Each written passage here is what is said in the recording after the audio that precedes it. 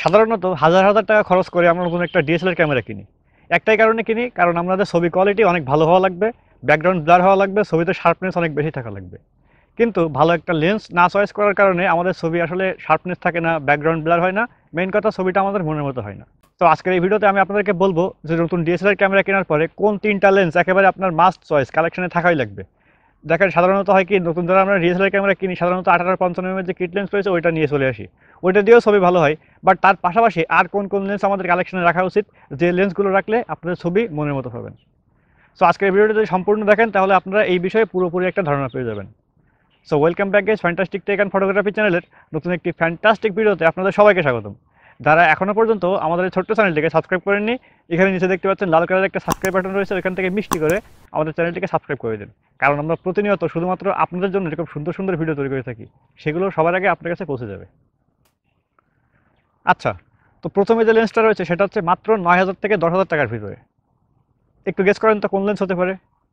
সবার প্রিয় লেন্স, মানে ওই যে বলে না যে লাভ অ্যাট ফার্স্ট সাইট, এই লেন্সটা আপনি যদি ব্যবহার করেন সত্যি সত্যি এই লেন্সটার প্রেমে পড়ে যাবেন। সেটা হচ্ছে 50mm এর প্রাইম লেন্স। আপনারা নিকন ক্যামেরা ব্যবহার করেন, সনি ক্যামেরা ব্যবহার করেন অথবা ক্যানন, যে ব্র্যান্ডেরই ক্যামেরা ব্যবহার করেন না কেন প্রত্যেকটা ব্র্যান্ডের 50mm এর একটা লেন্স রয়েছে, যেটা দেখতেও অনেক ছোট কিন্তু এর কাজ যে কত ইফেক্টিভ সেটা আপনারা আসলে বুঝতেই পারবেন না ততদিন পর্যন্ত ব্যবহার করতে পারবেন। কারণ কি, মাত্র 50mm এর যে লেন্স এটাতে আপনারা অ্যাপারচার হিসেবে পাচ্ছেন 1.8। তো 1.8 অ্যাপারচার থাকার কারণে আপনার ব্যাকগ্রাউন্ড ব্লার না অনেক বেশি পাবেন তুলনামূলকভাবে, পাশাপাশি ছবিতে শার্পনেস থাকবে অনেক বেশি। স্পেশালি যারা ইউটিউবে শর্ট ফিল্ম তৈরি করার কথা চিন্তা করতেছেন বা আমার মতো কন্টেন্ট ক্রিয়েটার রয়েছেন তাদের জন্য এই প্রাইম লেন্সটা একটা আইডিয়াল লেন্স। তাই আমি আপনাদেরকে সাজেস্ট করবো, নতুন যখন আপনারা একটা ডিএসএলআর ক্যামেরা কিনবেন, কেনার পরে প্রথম যে লেন্সটা আপনি চয়েস করবেন সেটা হচ্ছে 50mm এর প্রাইম লেন্স। এটা যদি আপনার কালেকশানে থাকে তাহলে আপনাদের ছবির কোয়ালিটি এবং ভিডিও কোয়ালিটি দেখবেন অনেক অনেক অনেক বেটার হবে। সো 2 নম্বরের যে লেন্সটা রয়েছে সেটা হচ্ছে 18 থেকে 135mm এর জুম লেন্স। এই লেন্সটা খুবই ভালো একটা লেন্স, মানে যারা সেমি প্রফেশনাল ফটোগ্রাফার পাশাপাশি যারা প্রফেশনাল ফটোগ্রাফার তারাও এই লেন্সটা কালেকশানে রাখে, বিভিন্ন সিচুয়েশনে ব্যবহার করে। দেখবেন যারা ওয়েডিং ফটোগ্রাফি করে সাধারণত এই লেন্সটা তাদের কাছে বেশি থাকে, পাশাপাশি যারা হচ্ছে একেবারে প্রফেশনাল লেভেলের ফটোগ্রাফার পাশাপাশি সিনেমাটোগ্রাফার তাদের কালেকশানেও এই লেন্সটা থাকে। সো এই লেন্সটা নেওয়ার মেইন একটা কারণ হচ্ছে আপনারা 18 থেকে 135mm যে কোনো একটা ফোকাল লেন্থের ভিতরে শ্যুট করার সুযোগ পাচ্ছেন। সো আপনাদের প্রয়োজন অনুযায়ী যে কোনো একটা ফ্রেম সেট করে আপনারা শ্যুট করতে পারবেন। পাশাপাশি যারা ওয়েডিং ফটোগ্রাফি করেন তারা তো এই লেন্সটা অবশ্যই অবশ্যই নিতে পারেন, কারণ এটাতে সাধারণত হয় কি ছবির শার্পনেস অনেক বেশি থাকে, পাশাপাশি লেন্সটা ওয়েদার সিল্ড। দেখবেন কিছু কিছু কম দামি লেন্স রয়েছে যেগুলো ওয়েদার সিল্ড থাকে না, খুব সহজেই ধুলাবালি ডাস্ট ঢুকে যায়। বাট এই লেন্সটা অনেক বেশি মানে প্রোটেক্টিভ, যে কারণে আপনারা লেন্সটা অনেক দিন পর্যন্ত ব্যবহার করতে পারবেন। তা আমি বলবো যে দ্বিতীয় যে লেন্সটা আপনার কালেকশনে রাখবেন সেটা হচ্ছে 18 থেকে 135mm এর লেন্স। 3 নম্বরে আমি যে লেন্সটার কথা বলবো সেটা হচ্ছে একটা না, দুইটা লেন্সের কথা বলবো। একটা হচ্ছে 18 থেকে 55mm এর যে কিট লেন্স।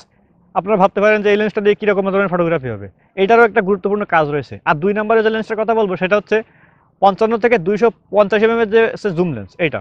তো প্রথমে আসেন কিট লেন্স আমরা কেন নেব। কারণটা হচ্ছে আপনারা 18mm যদি শ্যুট করেন তাহলে বুঝতে পারছেন অনেক বড় একটা ওয়াইড ভিউ পাবেন। সো এইটা সাধারণত ট্রাভেলাররা বেশি ব্যবহার করে থাকে।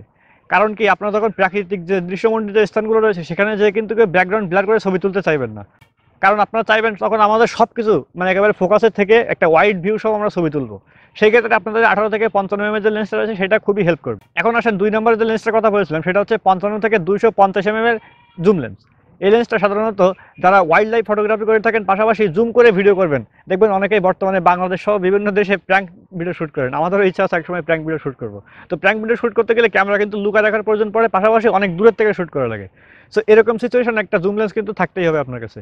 সেই সময় আমি বলবো অবশ্যই অবশ্যই আপনারা 55 থেকে যে 250mm যে জুম লেন্স রয়েছে এটা নিতে পারেন। এটাতে ইমেজ স্টেবিলাইজেশন রয়েছে, পাশাপাশি এটা জুম ক্যাপাবিলিটিও অনেক ভালো। যদি আপনারা এটা একটা ক্রপ সেন্সরের বডিতে ব্যবহার করেন তাহলে আপনাদের জুমের যে ক্যাপাবিলিটি সেটা আরও বেড়ে যাবে। তা আমি বলবো যে এইটা আপনাদের যদি বাজেট থাকে তাহলে কালেকশনে রাখবেন। সো আজকের এই ভিডিওতে আমি আপনাদেরকে 4টা লেন্সের কথা বলেছি। যদি আপনাদের বাজেট ভালো থাকে আস্তে আস্তে আস্তে আস্তে এই লেন্সগুলো কালেকশন রাখার চেষ্টা করবেন, তাহলে দেখবেন যে আপনাদের ফটোগ্রাফি এবং ভিডিওগ্রাফি আগের তুলনায় অনেক অনেক অনেক বেটার হচ্ছে। আশা করি ভিডিওটা আপনাদের কাছে অনেক ভালো লেগেছে। যদি সত্যি ভালো লেগে থাকে অবশ্যই একটা লাইক দিবেন, কারণ বর্তমানে ইউটিউবের নিয়ম অনেক কঠিন হয়ে গেছে। আপনারা যদি ভিডিও দেখে লাইক না করেন তাহলে কিন্তু আমাদের ভিডিওগুলো আস্তে আস্তে আপনাদের কাছে পৌঁছানো বন্ধ হয়ে যাবে। তাই ভিডিও দেখে অবশ্যই একটা লাইক করবেন, সুন্দর একটা কমেন্ট করবেন এবং আমাদের চ্যানেলটিকে মিষ্টি করে সাবস্ক্রাইব করে রাখবেন। তাহলে আমরা প্রতিনিয়ত এরকম সুন্দর সুন্দর যে ভিডিওগুলো করি সবার আগে আপনার কাছে পৌঁছে যাবে। দেখা হবে অন্য কোনো একটি ভিডিওতে। সেই পর্যন্ত সবাই ভালো থাকেন, সুস্থ থাকেন এবং আপনার আমার সকলের favourite channel fantastic tech and photography চ্যানেলের সাথে যুক্ত থাকেন। আল্লাহ হাফেজ।